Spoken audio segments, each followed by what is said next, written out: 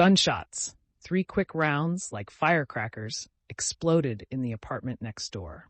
The noise disrupted the silence between the commercial break and the game show. Wheel of Fortune was the highlight of Lacey's retirement. Playing along with the contestants gave her something to look forward to. The afternoon usually consisted of the same conversations with her twin sister, Stacy, who had moved in shortly after she'd retired. In an instant, Pat Sajak's friendly voice drifted to the farthest sound from her mind as she tensed on her zucchini-colored sofa.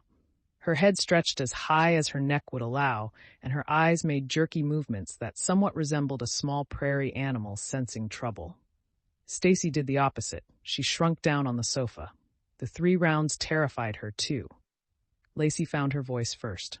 "Oh my God," she breathed in a harsh whisper. "Those were gunshots. He killed her. He did it. I know he's killed her." "Quiet," Stacy hushed, her voice also a haggard whisper. "We don't want him to hear." Gunshots weren't common around the streets of Woodside, a neighborhood on the western edge of Queens. If shots were heard, they were outside or down the block, perhaps even in back alleys. Never in the apartment next door. That was a little too close to ignore.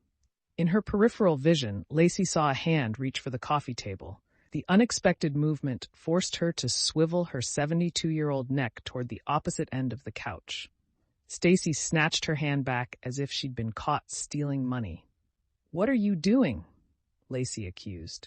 She was afraid to move, petrified that a jerk in the wrong direction might set off a hidden bomb, and any second the entire building would disappear under a plume of orange fire. Stacy grabbed the phone off the coffee table. "I'm calling the police." "Okay, yeah, someone should. They need to be here." Lacey shook her head slowly. Her frail, wrinkled hand covered her mouth. "She's dead. That poor girl. He's killed her." "We don't know that," Stacy soothed. "Just watch the TV. I'm going to call the police." Lacey had no interest in the game show. All she could think about was the woman who lived next door with the monster she called a husband. She shifted her eyes to Stacy. Her sister held the cell phone with a shaky hand.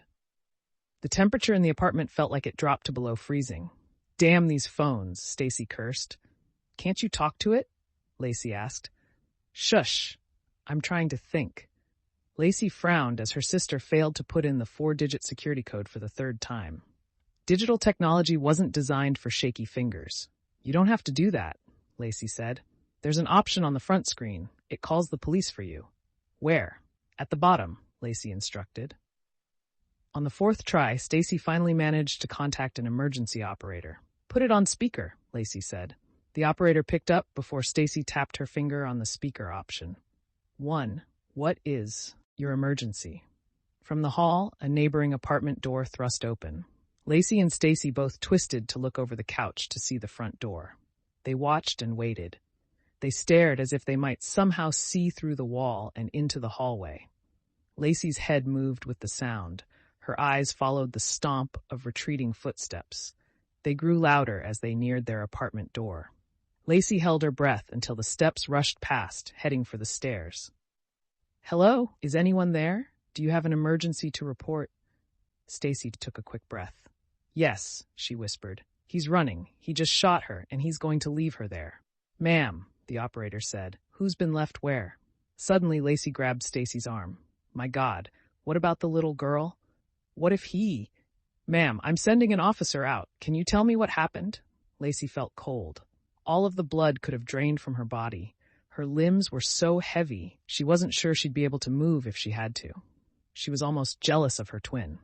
Stacy had no trouble moving, thinking, and speaking as she leaned over the coffee table to explain everything minute by minute.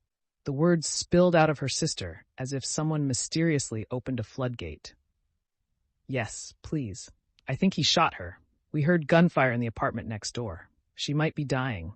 Oh God, he might have killed her. Then he ran. We heard him leave the apartment. He ran down the hall and took the stairs. Please, send someone. She needs help. Someone needs to come quick."